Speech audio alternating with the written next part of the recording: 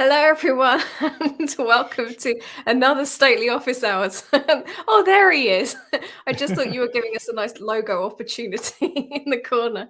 Uh, we are the Stately team, the team that brings you the Stately tools and XState. We do this every week to give you an update on what we've been working on, talk about what's coming up, answer any of your questions. You give us your feedback, as much of it as you'd like. We love to hear it. You can join us live on YouTube, live on Twitch. We're also streaming on Twitter and LinkedIn, though your comments don't directly come into the studio from there. But if you tweet us, if you join our Discord at discord.gg/xstate, you can send us any messages on there and I will be sure to get to you. And if I can read them out while we're here, I will do so. So we'll start off as we do every week with our team intros. Well, I suppose he's to the left of me, so we'll start with him rather than me. Farzad, who are you? Hey, I'm Farzad. I'm an engineer in Stately, working mostly on the web extension, not the web extension, the web editor and the VS Code extension. Great. That's still a web extension of sorts. And I'm Laura, and I do advocacy for Stately. Next up, Nick. Yeah, I'm Nick, and I'm a product designer here at Stately. And last but absolutely not least, we wouldn't be here without him. It's David. Ooh, I'm last. That's awesome. My name is David. I'm the founder of Stately and the creator of XState. Brilliant. And so that is the team. I'm a bit on one today. I've had too much coffee. So let's, we're going to have a great office hours today. Let's start off by talking about the wonderful talk that you gave last night, Farzad. Tell us a little bit about where you were and what it was all about. I was speaking at a local meetup event here in a city called Tampere, which is like 2 hours away, driving distance from Helsinki. So yes, I drove 2 hours going to Tampere and getting back last night. But it was an event called Web Dev and Sausages. Such a strange and cool name, I guess. Were there any sausages? Diversity. Yeah, there were actually, yeah. There was a catering and there was like a whole, like a shelf of ready-made grilled sausage sandwiches there. So yeah, of course I had 3. And you had them. Yeah. Yeah, they were good. They were good. Yeah, delicious. Yeah, so I talked about diagrams and visual programming. Everybody thought that it's going to be a talk about no-code tooling, but then I got to speaking, and then I told everybody that this is more or less just about coding, just in a different way, from a different representation. And I kind of talked about the state machines and the state charts without talking about the state machines and the state charts. So the whole idea of the talk was to show people how like a routine feature development process looks like in product companies these days, and how you get to the maintenance phase so fast, and how you're not able to put out the fire that's already there and it's too late for you because you've just shipped the MVP and you realize that you don't have documentation, or there's like a bus factor happening in the team. Somebody knows the domain better than the others. There's no testing and things like that. And then we discuss something like TDD and how you embed tests into the implementation phase to make it a little better. That's test-driven development, TDD. Yes, test-driven development. That's true. Yeah. And at the end, I got to diagrams and how diagramming and drawing your thoughts can help you on paper. And then I showed them what are the benefits of diagramming and what are the problems of the current diagramming tools like Excalibur and TLDraw, if you want to consider. They're like more than diagramming tool, but like if you're considering them under the category of diagramming, then there's a problem, and that is they're static text or ASCII flowcharts. And you can't really make sense out of it other than just some random drawing and lines on the paper. So you can't say, if my drawing and model looks okay and makes sense on paper, so I should have a software out of this derived from it that makes sense. And I told them that this is basically what we're doing at Stately. We're trying to put the diagram in the core, and if you draw stuff and makes sense for you, and if you simulate the diagram and go through the flow of how you designed it, and if it makes sense there and if it works there, then the runtime that you're trying to run this in, the testing and the documentation and anything else basically that we do around the software development can be computed or derived from this diagram. And I showed them that they don't really need to know state charts or state machines to be diagram-driven development or diagram-driven programming in a sense. They only have to just know how to draw like a 5-year-old kid. And then I demoed like the web editor and exported like the basic authentication machine that we created together with the audience to Code Sandbox, showed them how you can embed it in React, and I showed them how you can do it in Node.js and how this goes across the stack. This is like language agnostic and everything. Then I told them this story about the Fortnite developer who tried to correct the logic that we were trying to implement, kind of like an overlapping logic in Epic Games. And they told them like how this communication was improved just because everybody could understand the diagram and things like that. And then I also demoed the VS Code extension and the bidirectional editing. And then at that time, we were just cleaning the floor because there were minds blown. Brilliant. Oh, it sounds so good. It's a shame that there wasn't a video, but I feel like we all have a nice idea about how good it is. Yeah, if you were at that conference, please let us know. I'd love to hear your thoughts if you'd seen the talk live. Sure, yeah. For people who know state machines or XState or are in the community, the talk was basically just a single sentence that diagrams make sense. But for anybody else, I think it was a good way to kind of ease their way into this whole way of thinking about software development. Yeah, sure. I will try to tailor it a little bit for different audience, propose it to different conferences. Fingers crossed, maybe I can talk about this later on. Yeah, if anyone out there is organizing a conference and you want a great speaker giving that really great talk, you know who to contact. Thank you. Oh, it's just like, yeah, Tom's going for data viz assisted development. Dad. That's awesome. Great. That was a dad joke too. Yeah, literally. Wow. And also said, then I can include some other tools beyond state charts, but state charts are a good example. That's cool. State charts are not like, we're not seeing this as a hammer for every single nail in the world. You still need to know when to use them right. Exactly. Yeah. So next up, David, do you want to show us what you've been working on with guarded transitions? Sure. Yeah. So well, let me see if I could go to... Oh, the demo god's treating you well today. I hope so. So I have a combination of two things. First of all, I'm on a version of Chrome that seems to be very laggy with screen sharing. And also Turbo, excellent tool, but it's eating up all my CPU probably because I don't have the latest version of Turbo. This is running locally in development right now, but it's just something that we've been thinking of. And this is mainly the product of Nick and I just thinking through updated designs for those guarded transitions. And just to give you an idea, c.ai/editor of what they currently look like. Right now, when you make a guarded transition, actually, I have no idea what's going to show up here. Probably one of my in-progress machines. We'll see. Again, sorry for the lag. But yeah, so right now you have like just this bulky, we have the event and if new guard, and then, if you click else over here. And so this takes up a lot of real estate. Like, so just these two branches over here are more than a typical state node, like just in terms of real estate. So now we've been rethinking both the design and the implementation of this so that when you add a guard here, like let's say we want a guard to be added to this event, it's going to actually look more like a flowchart. Could we have you a zoom diamond a little over bit, here. David? Absolutely. Thank you. Yeah, so it's going to look more like a flowchart. And we have this diamond over here that shows the position of the event. And so we could see that if this guard is not taken, then we're going to go somewhere else. So like if I have a new state, I could click this and move it somewhere else. And so to this one, I could also add a guard over here too. And so it just gives a default guard to this transition. And so, now we could see that we're going to follow the numbers, check this if it's a new guard. And the dash line is sort of, it means like the secondary branch, or how would you call it, Nick?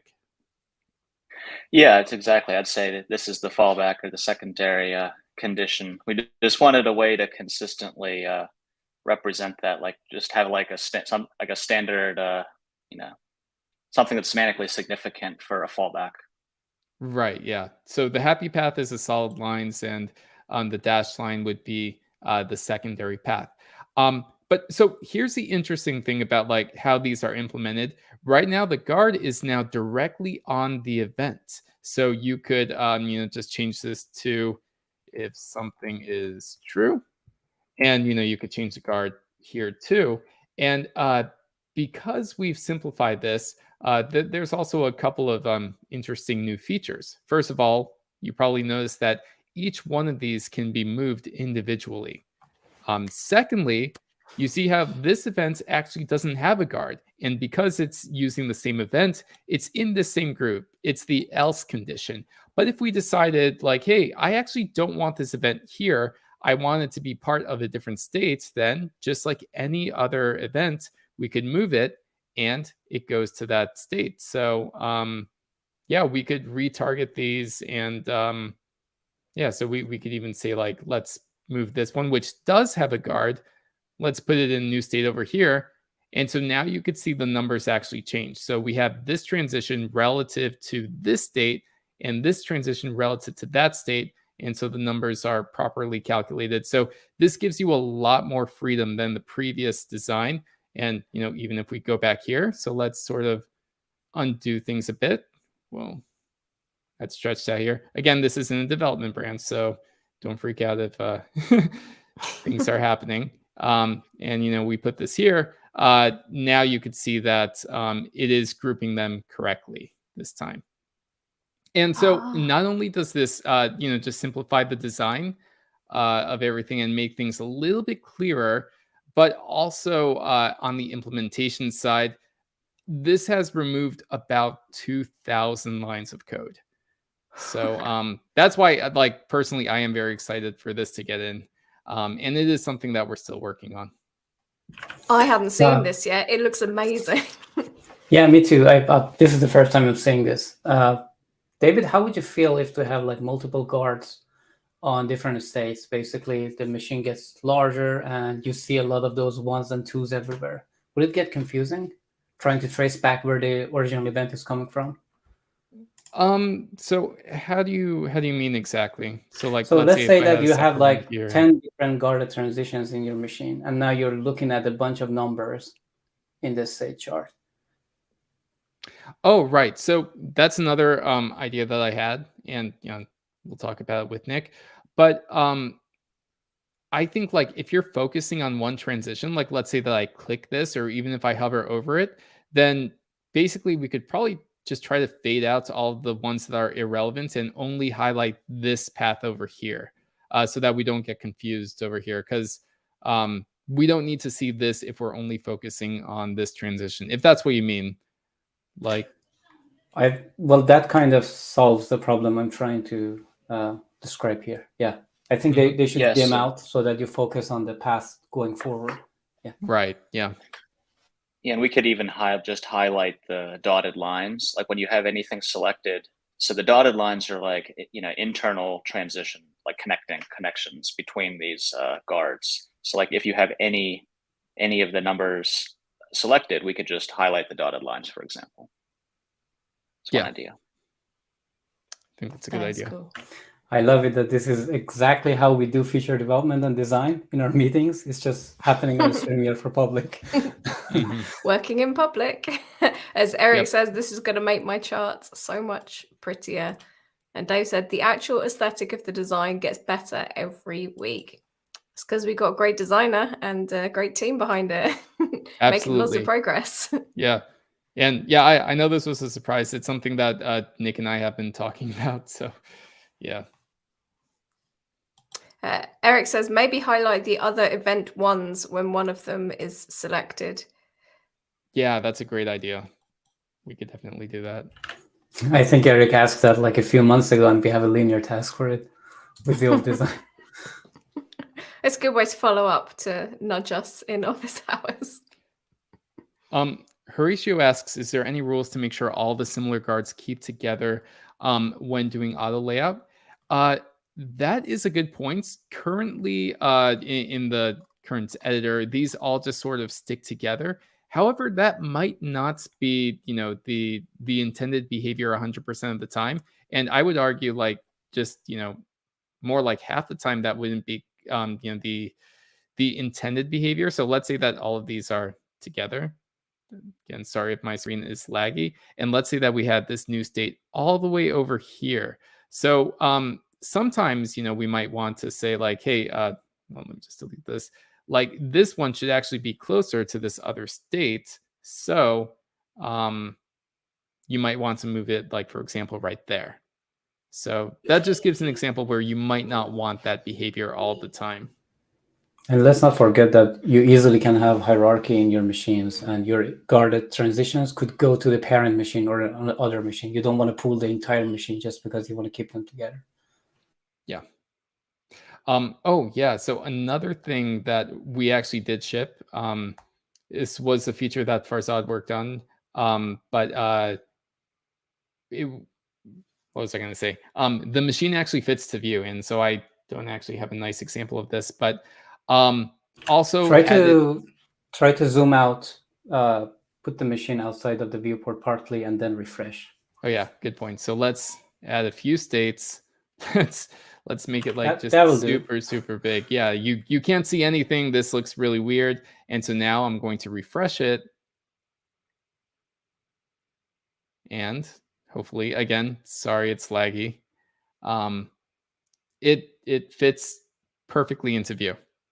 And so another change we made there is currently when you have something like this, if you were to fit this to view, it would actually blow up. Like it would make this as big as possible, which you actually probably don't want. So now when you fit this to content, I don't know why I kept saying fit to view, it's going to just stick to 100%. It's not going to try to blow it up any bigger than that.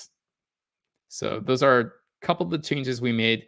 And you'll also notice this in the VS Code extension. When you try to open a machine, it's all going to fit into view instead of extending outside the viewport. And that's it. Muted.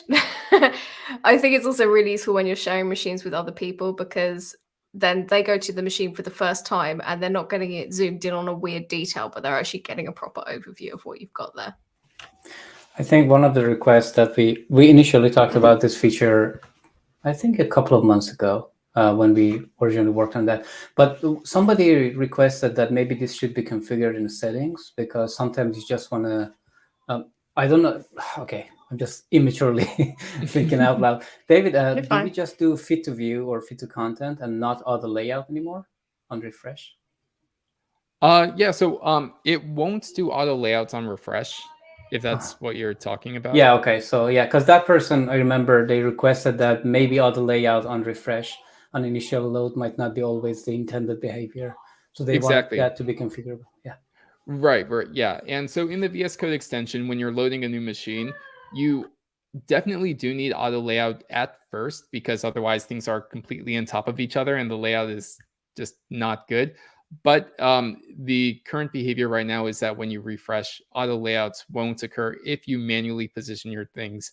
That was something that was a common request, and so we got that fixed a while ago. Yeah, that makes sense for sure. And some other things that you've been working on recently, Farzad, you've been leading on human-readable timers after you and I worked on a machine together. Yeah, so me and Laura worked on a Monday research project for connecting a state machine that describes the states or the behaviors of a dog to like some cute dog pictures. And by the way, like Laura made those. I didn't do them myself. I found them, found them and adapted them. Still trademarked under your name.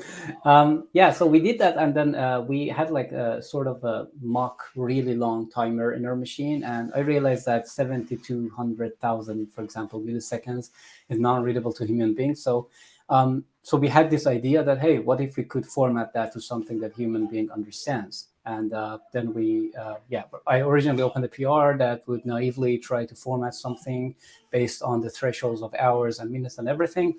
But then I went on to work on something else, and then David led the other part of it. And I think he had a good fix for finding the right balance between formatting to another unit or not, so that it makes more sense.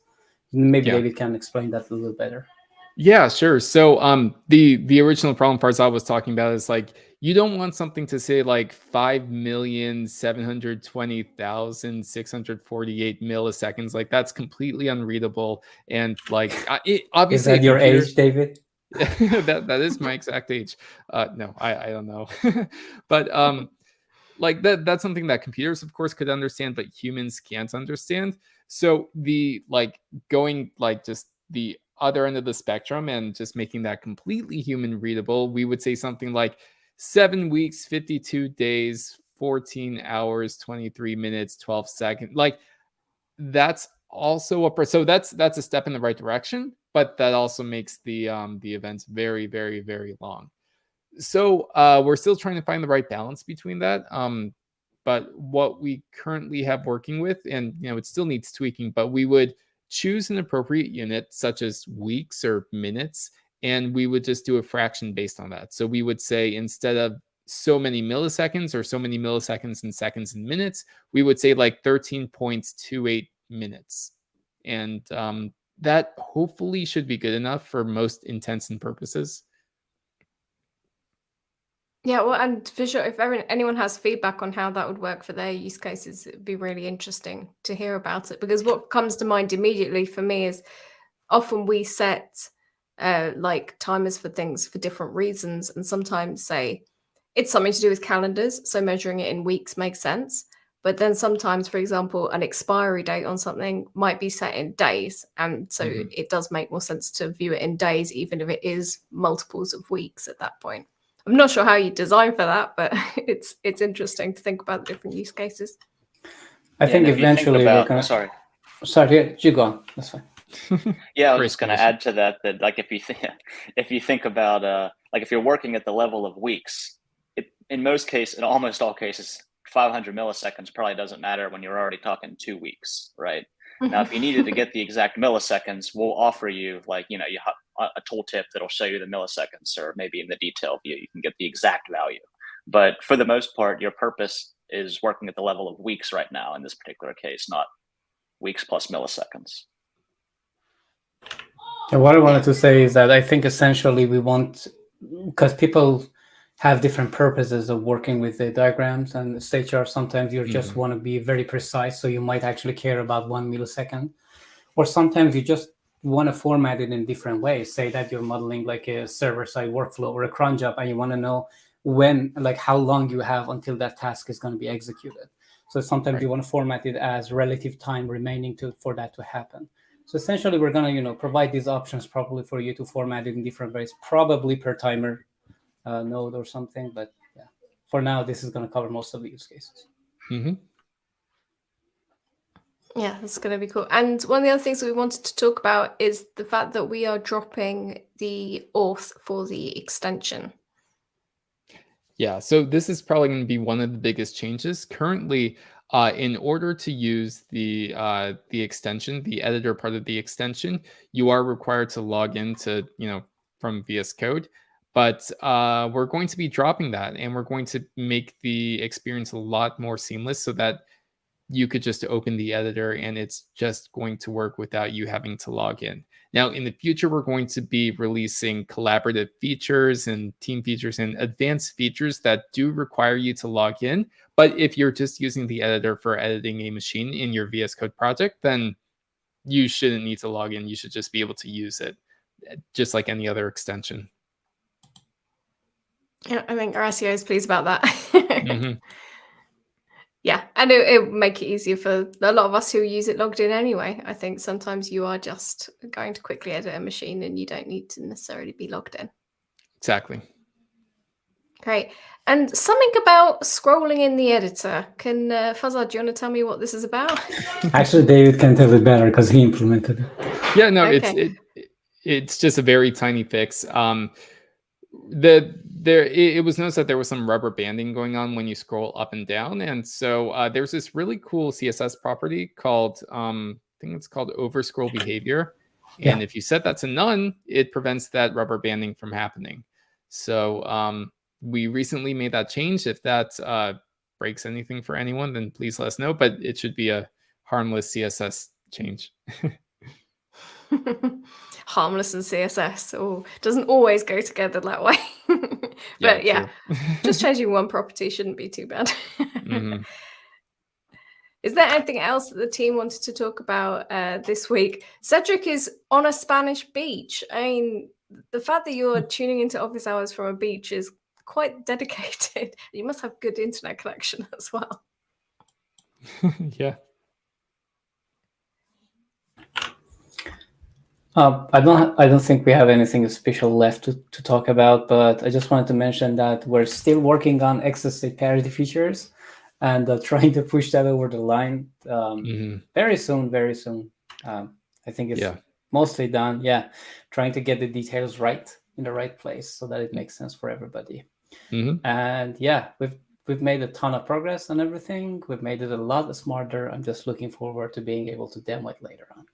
Oh, it's going to be a really exciting demo. And I also want to thank everyone who has been joining us, like Jenny on the team and me and some of the others who were in the meetings. We've been having a lot of really interesting meetings with people who have worked with XState and some of our Stately tools. It's extremely valuable information, and we do appreciate you sharing all that with us. Oh, yeah, absolutely. The rest of the team has also been getting in on the notes about those meetings so that we can make the most of your feedback as well. It's been really valuable. Right. Oh, Cedric says you can miss a cocktail, but not office hours. Wow. Have a cocktail afterwards. You're a true friend. You could have a cocktail during. Of course. We should all have cocktails during. It's a little bit early over in the US, I think. Yeah. But Farzad, it's certainly coming on to cocktail time for you. You serve everyone a lightning Mateusz, our cocktail of choice. Yes. Horacio asks, is there any test example you can link to where the actual undoes does not use XState? I'm not sure what you mean there. What do you mean instead of undoes?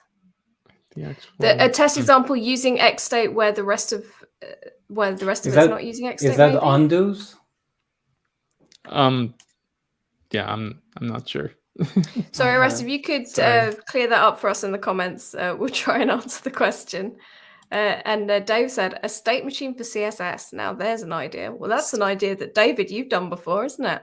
Yeah, speaking my language. Yeah. I do have a course on front-end masters about that for CSS animations. But yeah, I think he was referring to the overscroll behavior. But yeah, CSS and state machines go together pretty well. Before I forget, Absolutely. Speaking of presentations and things, next week I will be talking on, and sorry I forgot to mention this, but next week I will be talking on the Jason's Learn with Jason show. And we're going to be talking about something pretty exciting, actually. It's using Netlify edge functions and state machines to run state machines on the edge and visualize them. Oh, that is very cool. What do you know what day that is, David, or date? Good question. I should know. Well, I'll make sure that we share it on all of the various platforms later on so nobody misses it. They're usually a good time. You're becoming a regular on that stream, aren't you? I always have a really good time talking with him. So it's on Thursday at 12:30 Eastern time. So about 2 hours from now in a week or 6 days. I can't do math. Scott says that sounds dope. It's in about 15 million milliseconds. I don't know. Brilliant. Back to what Horacio was asking earlier. He's saying, is there any test example you can link to where the actual component does not use XState? It was an autocorrector issue. So are you asking to compare like not using XState versus using XState? I think we could make examples like that. for sure. Yeah, and I think actually he's maybe saying when you've built a component not using XState, can you test using XState on that component? Oh yeah, yeah, absolutely. And by the way, we do have XState test version 1 still in progress, but we're definitely going to make plenty of examples for that and showing you how to do that. And so the great thing about XState tests and model-based testing in general is that it doesn't matter what you use, whether it's XState Redux or anything else, you could still use XStates to thoroughly test everything. Well, actually, that's a really good point for us to mention that if you go to statelyai.canny.io, you can make requests. And we've actually now got an examples board on there where you can say, hey, can I have an example of using the XState test with a component that's not using XState? And we can get people to upvote it and we can try to make that happen for you. So there's a special place for you to add all of those requests in now. There was some more questions. Hudasale says, when's the V5 release? We're getting there. Yeah, we're getting there. We were just talking about that with Mateusz. Right now, XState V5 Alpha is out, but there's still a lot of things that we need to add to that. So we will keep you updated, throughout the year, hopefully by the end of the year, but, no promises. This is going to be a big, exciting release. Not that a lot of things are changing, but more like, I guess you could say the philosophy of XState is becoming more, I don't want to say broad, but more capable. So that's all I'll say about that. So it's a tease. Yeah. Tom asks, can we pull the machine definition as JSON off an embedded stately? So I'm guessing, can you get the machine definition of JSON out of the studio? The VS Code extension, I guess. The extension. So in the future, when we do have embedded stately like diagrams, you should be able to. I mean, why would you need that if you have the code that generated the diagram in the first place? Right, there is that. But we are also going to be expanding like our export options. And of course, you could export JSON from a stately diagram. Yeah, so if there is anything that you want to have specifically in there, Tom, I would say again, point in the right direction. Go to the Canny board and add your request. More questions. Oh, this is nice from Kieran. Just wrote my first model-based test in React Native Detox, and it was dope. So yeah, we're all about model-based testing. Awesome. Dave asks, are there any learning resources for using XState within a Vue 3 or Vite app? I'm not sure. We do have documentation for XState Vue, and so it is pretty straightforward to just, if you know how to use XState, just mix it with XState Vue. But I think that it would be good for us to just have more examples and more learning resources for that. And that's something that we're definitely going to and still trying to improve on. Yeah, if you add requests to our Canny, we can look into that more. We can make sure it's documented as well. I'm pretty sure that Maya's done some stuff with Vue that we can probably point you towards as well. If you want to ask us on our Discord, which is discord.gg/xstate, we'll see if we can pull up the existing resources. I don't know if they're Vue 3 specific, but we can have a look, see what we got. Yeah. Oh, Tom was saying about getting the JSON, he was saying out of the iframe, the embedded iframe. Oh, I think he wants the embedded mode of a diagram in the visual editor. That's the embedded mode we haven't built yet. Yep. No, that we want. I'd love it. I can't wait to have it. It's going to be great. It's going to be all over the docs. But I know that's probably a job for you, Farzad. You did the embed mode for the Viz. Yeah, I have the trademarks for all the embedded modes, yeah. TM. If your company needs an embed mode, just let me know. We'll do. Oh, Cedric, you asked after Matt. We don't have Matt anymore. Matt has moved on to TypeScript courses and pastures new. We miss him very much. That he's still a friend, absolutely. And the one other thing that I wanted to mention this week, which I mentioned last week, is that I will be speaking at Front Conference next week in Zurich. if you're around, come say hello. I am opening the conference, so it means I get to relax and enjoy everybody else's talks for once. So that's going to be great. And I'm going to be talking a lot towards the design side. I'm going to be talking about design deliverables and all of those different types of deliverables that we use, and often how they are used to kind of abandon thinking about particular things that are very important in making products for other people. And I'm also going to mention a little bit about state charts in there, because I think that this is a deliverable with potential. Yeah, opening is great. It's always good for a conference. Makes me enjoy it a lot more if I'm not spending the whole time getting nervous about my talk at the end. Oh, and Horacio says, how's the new docs coming along? Is the beta link still available? We've got new docs. just to really mess things up. And I'll probably stick the beta for those out, I imagine, in the next couple of weeks. Next week might be a bit soon, because we've had quite a bit of clarification around terminology that we've been working on. It's deep discussions I've been having with David and Nick about the terms that we use and making it as understandable as we can for everyone.